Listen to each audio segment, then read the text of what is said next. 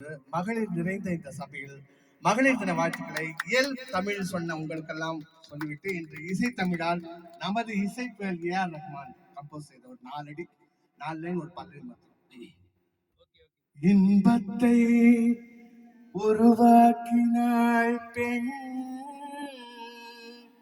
இன்பத்தை கருவாக்கினாள் பெண், உலகத்தில் மனிதரை உருவாக்கினாள்,